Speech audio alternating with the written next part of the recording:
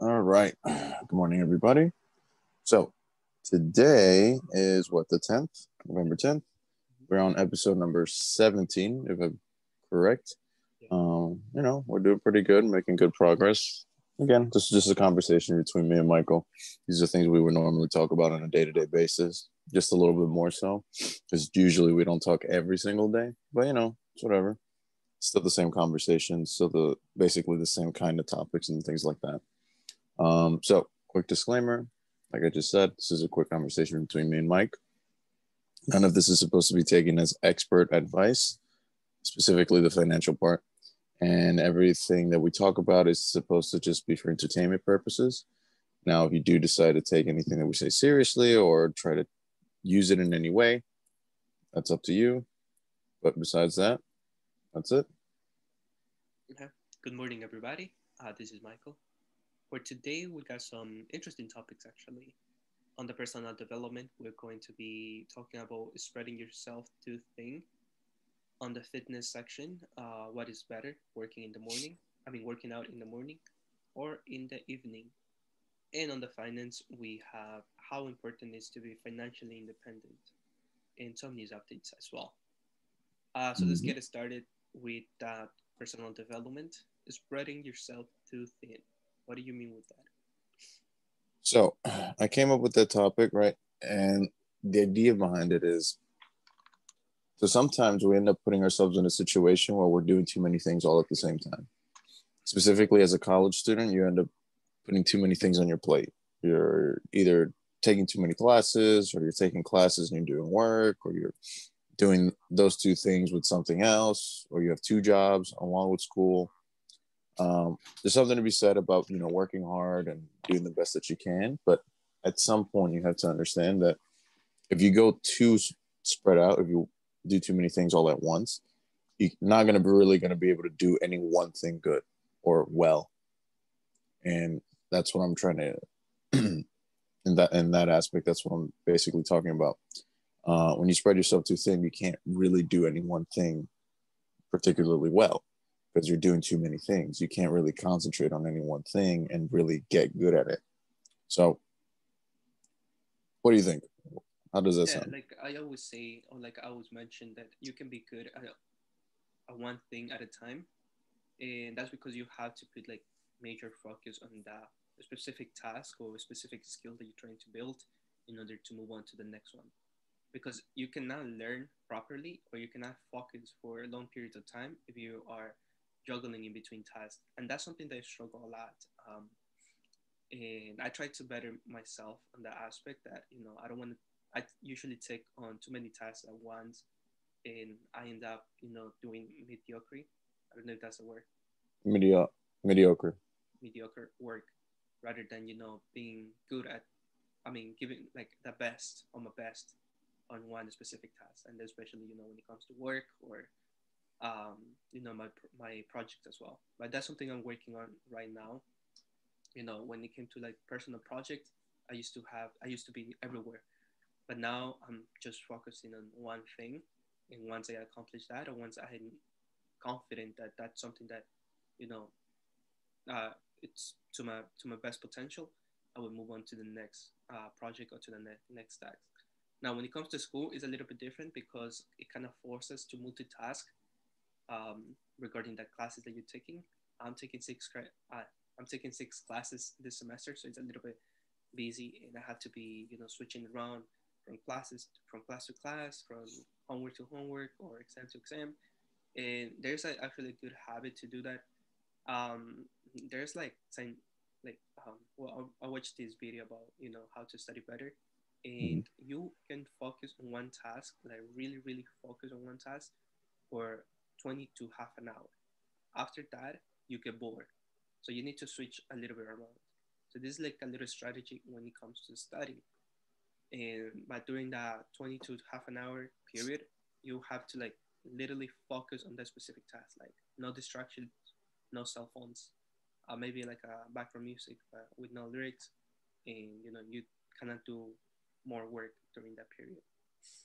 But so that's one strategy that has worked for me, and I've been like implementing it on my day to day. But when it comes to long period projects, like I said, focus on one thing. Well, I focus on one thing until I'm confident that I can move on to the next one. Like, Yeah, for sure. mm-hmm. Usually for me, like I have to play the mental gymnastics as well. Like it's really easy to get distracted. Like I'm doing one specific task and then all of a sudden an idea pops into my head and now I start thinking about another thing, whether that's some sort of thing that I have to do later on or some other thing that I would like to do at some point in my life. But at some point I get bored and I just start wandering around. So in those moments, you kind of just need to catch yourself because that's usually where you just start going off and you spend 5, 10, 15, 20 minutes. And then before you know it, all that time that you had to maybe study or finish a particular task that you had to do, it's gone. So be really diligent. And honestly, I would say even disciplined about in those moments where you feel like you're just kind of waning and like kind of wandering around. Try to refocus. Maybe you can stand up, walk around for like a minute or two, go back down and focus on the task at hand.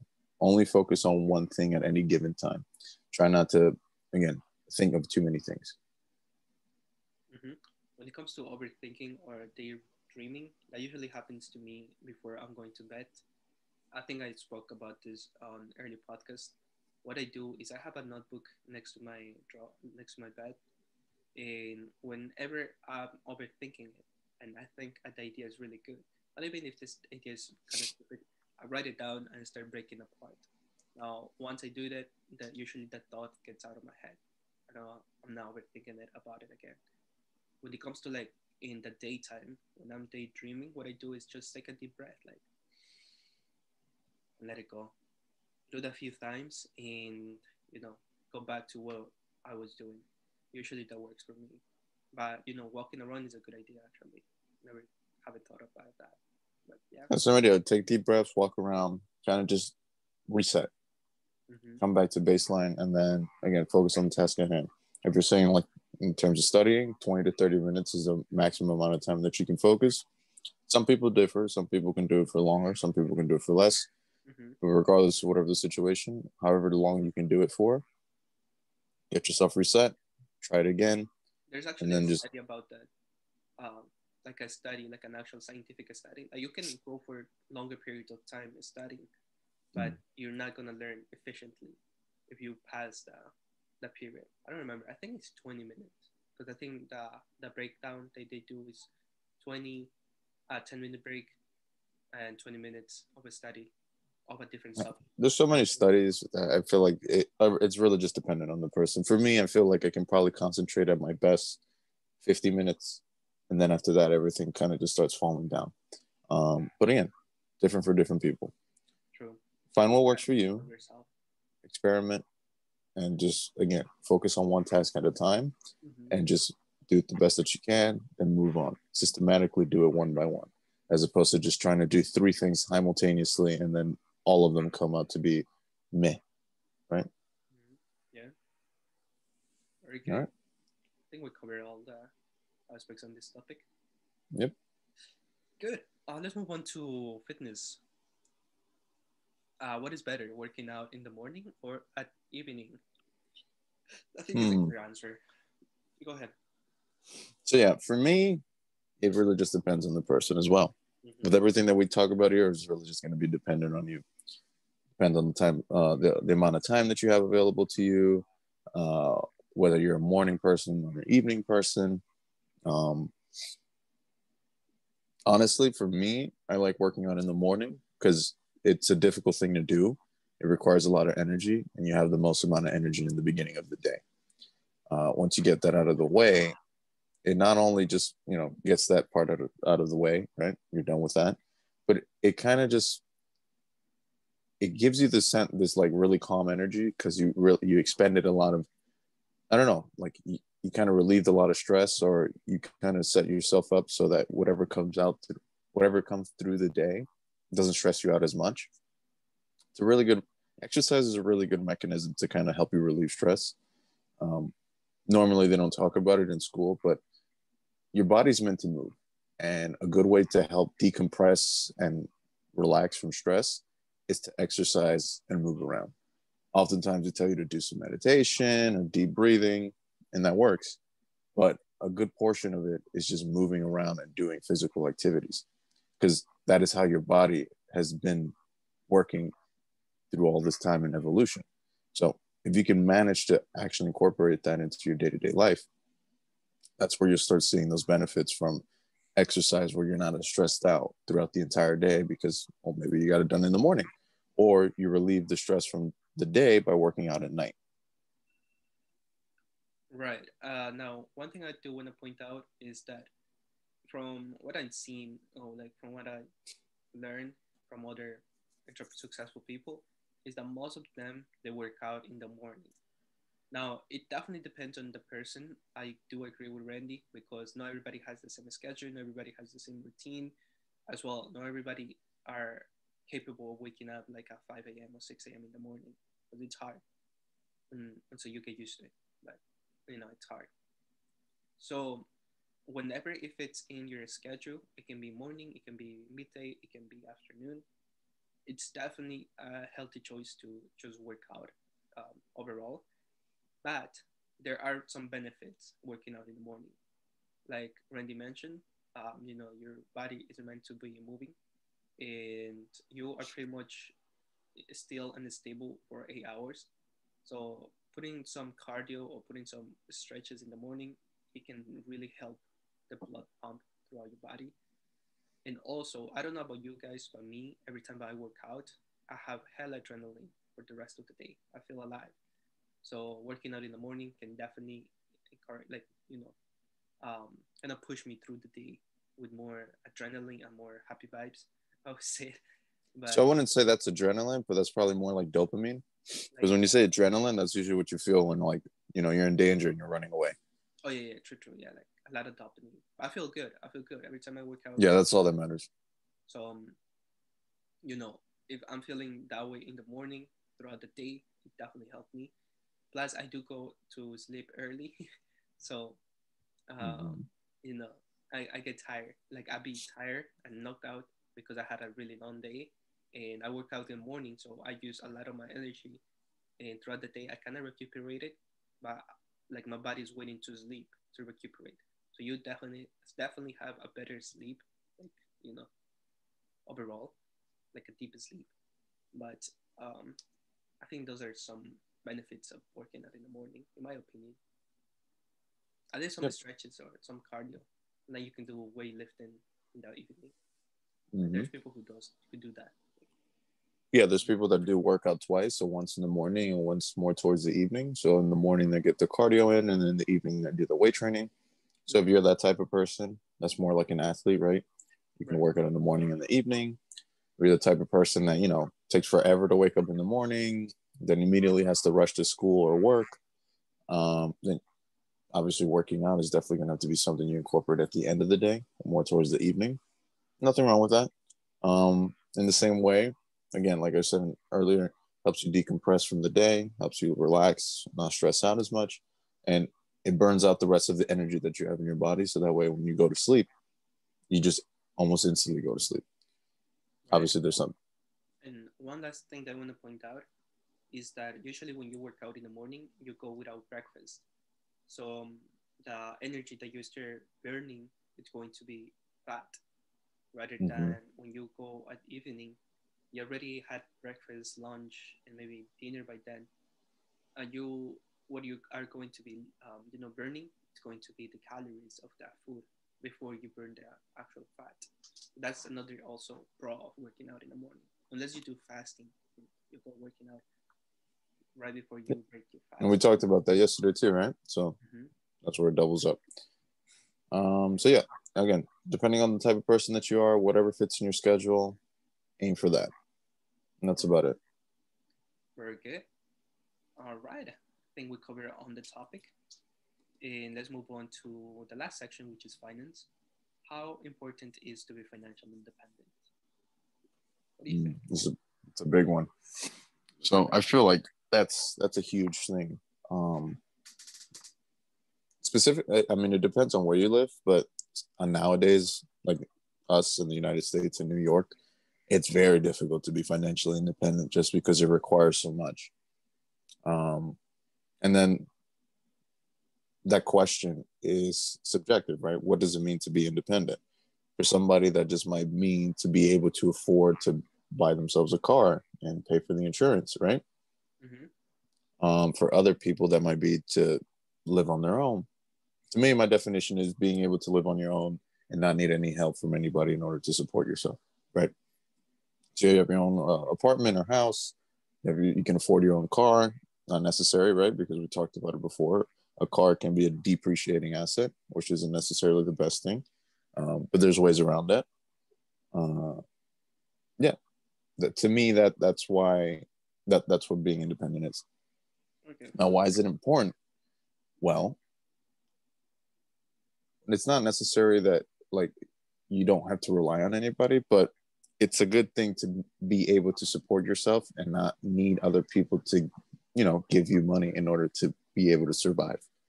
Um, that's just kind of like a basic necessity just to be a human. I don't know if you ever heard of the Maslow's hierarchy of needs.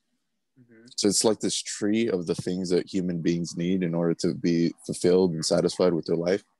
And on the most fundamental level, it's just like your basic necessities: food, shelter, food, shelter, all the basic stuff, right? And then over time, you get a little bit more sophisticated with like your purpose, the work that you do, etc. But on the most basic level, it's your needs, your basic needs. And if you're able to provide that for yourself, then you can start building on that hierarchy and actually start fulfilling different aspects in order to make yourself a more productive member of society, or being able to, just kind of support yourself and others. Right. Okay. For me, being financially independent is more like getting to the point that I don't have to worry about what the next bill it's going to be about, how I'm going to pay for the next bill, regardless of what it is. It can be, rent, shelter, house, insurance, whatever. Getting to the point that I don't have to be stressing to living paycheck to paycheck, or stressing that, how I'm gonna buy or pay for these bills that I need to pay. And once I get to the point, I think nothing. I believe that investing more and, accomplishing my goals, like leaning towards my goals, are gonna be a little bit easier because I don't have to face the challenge about supporting my basic needs that Randy mentioned, and I can focus more straightforward or more, um, more deeply into the projects that into my end goal, which is, the the purpose that I work towards to. So that's one of the things. So getting financial independent is important for me because it's one of the challenges that as a as part of this society, or as part of this consumer time, I cannot pronounce that, but people who consumes society, kind of like faces day to day, because we're put onto this place where there's so much to buy, so much things that we don't need, but we are offered, and getting trapped onto this kind of rabbit hole is something that I don't want to be part of, rather than just being on the other side. Maybe create products. Other people are gonna confuse, but yeah, no. So, anyways, so for me, it's very important to get to the point that I don't have to worry about it, and I can put most of my energy, most of my resources into my end goal, rather than be focusing onto my day-to-day bills. But yeah, that's For what I think. sure. Yeah, that's it, man. So long as like once money stops being an issue, like once you're able to pay for the basic things and you can survive and don't need to worry about much, that's where you can, put more of your energy towards the things you actually want to do, or the things that you should be doing in order to either make yourself more interesting, or make yourself more versatile, be able to do more things. What was that? Travel. You can travel, you can do whatever you want, but it's because you're at a point where money isn't an issue anymore. And again, there's something to be said about people that live with their parents, right? Mm-hmm. So that one of the hardest aspects is the fact that you're financially dependent on them. And that moment that you become independent, you can kind of start living life on your own terms. Yeah. Yeah. Um, and that's not to say that your parents are bad or anything, but you do need to live your life for yourself.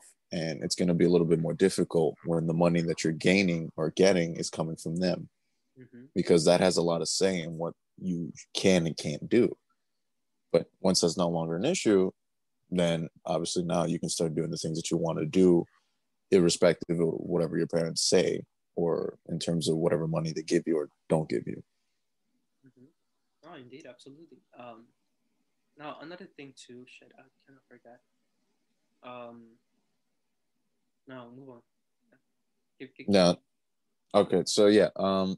No, that's pretty much it. Honestly, just it takes time to build that financial independence. Okay. It's not just gonna happen all at once. Mm-hmm. You got it? Yeah, I got it.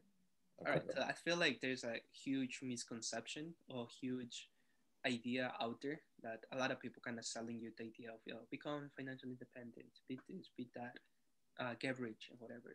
Now, financial independence doesn't mean you are going to be a millionaire or billionaire. I don't think that's something that you should be pursuing, in my opinion. I don't pursue money in the sense that money is important. I agree with that because we need that to pay for our basic needs.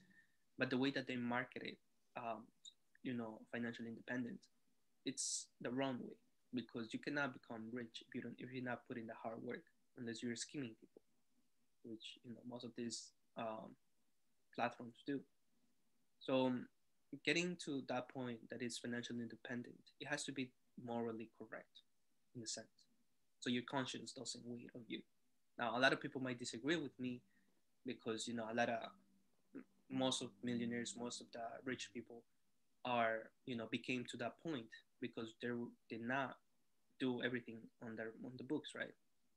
Take a look. Most of the rich people they got rich out of slaves, out of um, low wages and stuff like that. It's morally incorrect. So I think in order for you to fulfill, like a fulfilling life, to have a fulfilling life, you gotta do it what you think is right? In getting out there, getting to that point that you're financially independent, it's gonna get there if you put the work, if you put the energy, and you have the mentality towards it. And yeah, I think don't believe or don't get caught up in the trap that you can get rich really fast or you can be financially independent really fast because that doesn't exist.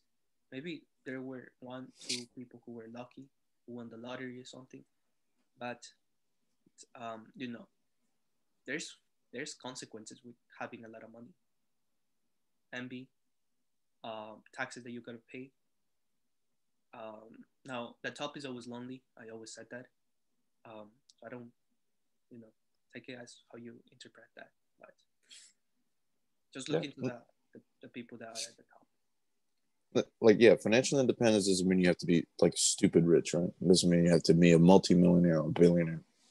You can aim for that. That can be a goal that you can have just for yourself. But Mm-hmm. at the end of the day, financial independence is, again, you don't have to rely on anybody to pay for the basic necessities that you need to survive. That's pretty much it. If Yeah. you can afford to live on your own, if you can afford to buy your own food, if you can afford to do whatever it is that you want to do and not have it be financially ruinous. So, like, you want to go travel for a month, and if you do that, you're screwed because you won't be able to pay anything off because you're living paycheck to paycheck. Mm-hmm. Then that's a problem. But if you can do that and not have that be an issue, then you're golden. Yeah. Pretty much just remember, like that money, it's gonna stay there when you die. It's Yeah, not you can gonna. take that with you to the grave. So money doesn't have to be the end goal here, or shouldn't. It should never be the end goal. It should just be a means to an end. Exactly. It's always a means to an end. Mm-hmm. But I don't disagree that it's important. Like, it is important to survive, at least nowadays. But yeah, so that's it. Let's go to some news updates. What do you got for me? Well, apparently, so according to the news, we are close to a vaccine on Correct. COVID.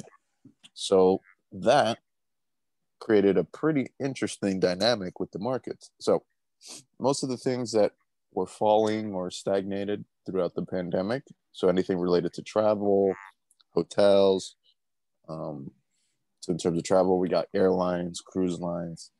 Um, what else? Amusement parks. Those are big things as well.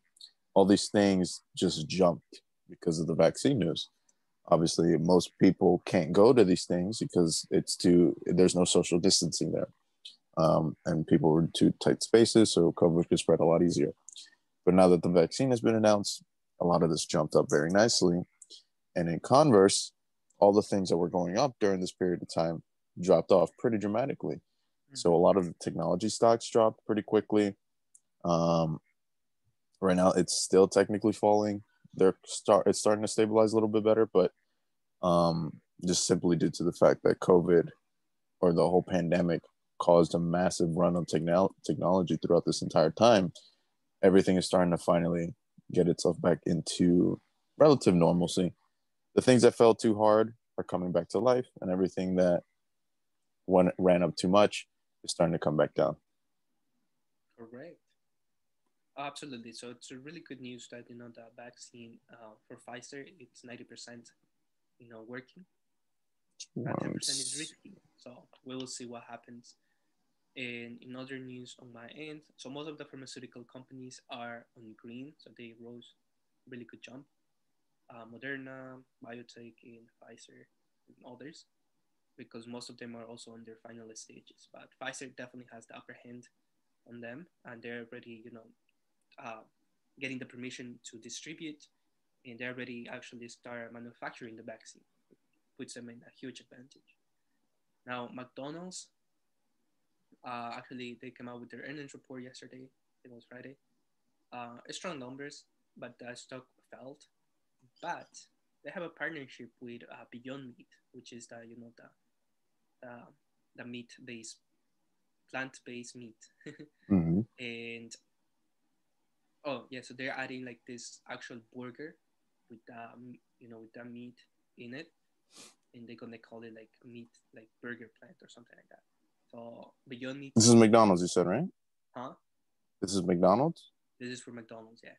So Oh, this is going to McDonald's be and Beyond interesting. Meat they have a partnership, and you know, Beyond Meat's shares they rose a little bit because of the news, because they're putting themselves out there in the market. They already got approved on Walmart to be on the shelves of Walmart, which gives huge, huge market for middle class and low income families to get access to affordable uh, plant based meat. So really good. Um, Beyond Meat, and there's another one that are always in competition. Forgot the name of it. But there's another competition. So it's not only Beyond Meat of this industry. There's another one too. But yeah, other than that, um, yeah, everything seems like kind of like my opinion. It's getting to the balance. So now that we have a president, we received the news that the vaccine is on. Everything is going to a balance. Brandy, your camera's on. I mean off. Yeah, hold on. Give me 1 second. Something's happening. So you know, we'll see what happens in the next month or so, or by the end of the year. So with the vaccine on play, I wouldn't be surprised if what is it? If like shopping centers and commerce overall, and as well as tourist attractions for the Christmas season, for the holiday seasons increase. So definitely something to look out for. Oh, another interesting fact: Hilton. So they actually are one of the few hotel chains that, rather than lose money, they actually make good profit during this pandemic. The reason why is because they cut off the cuttable cost, the cuttable, um, expenses that they have. So they close the kitchen, they fire the, the cleaning staff and stuff like that. So they were able to get profit by cutting the cuttable cost. So there's something, their uncuttable cost, uncuttable expenses, and cuttable expenses. Cuttable expenses are something that you can get rid of, and your business are not gonna die. And uncuttable expenses are something that you need in order for the business to run, such as real estate or electricity, Wi-Fi. Those are the uncuttable stuff. But really good for Hilton. Too bad for the staff that work for Hilton because they had to fire a lot of people in order to make. Hopefully, they can get rehired back soon. Hmm. But hopefully, everything goes back to order. Aside of that, most of the travel and hospitality section, they were down throughout this pandemic, and it slowly are picking up. So if you want to pick up some shares at ETF, maybe a hospitality, I would recommend to do so now. Now is the You point. have any of those in mind? I do not actually. Okay, so I got some. So for hotels, you can do INN. That's a ETF based on hotels. Well, what is it? On airlines, INN in. On What's it? hotels, yeah, that's for hotels. For airlines, I have Jets, J E, Oh yeah. or yeah, JETS, Mm-hmm. and I think that's it. There's not one for cruise lines, unfortunately, but you can look into Carnival, CCL, and Norwegian Cruise Lines. They've been really killing it lately. Mm-hmm. And also amusement parks. As well. Anything related to like close proximity events. So, concerts, you can do LYV. That's a concert company. Six Flags, obviously, amusement parks. Disney with their amusement parks. So that came up really strong yesterday, right? Mm-hmm. Yeah, these are a lot of good things that you can invest in moving forward. Yeah, absolutely. Thank you. I didn't know some of these. But cool, absolutely. Definitely invest on some of these ETFs if you're trying to diversify your portfolio a little bit, because it's so low that you're getting it for a sell price. It's a But great it deal. already rose last week, so. But it's still relative to where we were standing before COVID. All of these things are still on pretty good standing in terms of you buying. You don't even have to buy that much. Again, if you do fractional share buying, you can buy as little as $1. Dollar cost average up, like we talked about last time. Little by little, you just keep adding in more as it keeps going up. Or if it doesn't keep going up, you hold and wait to see what happens. That's it. Absolutely, it's a good strategy. You can start by one share. Most of these shares are under $50. Pretty sure if you already start investing, you should have some money aside for at least $100 aside for any good deals that you can find. Okay, hope you haven't put all your eggs on one stock also, but yeah, absolutely. Anything else to add? No, that's pretty much it. Right now, I'm just looking at the markets. Looks like we're starting to come back up, so that's good. That's it. All right. Well, that was it for today, guys. We will see you. Well, we will talk to you tomorrow. Peace.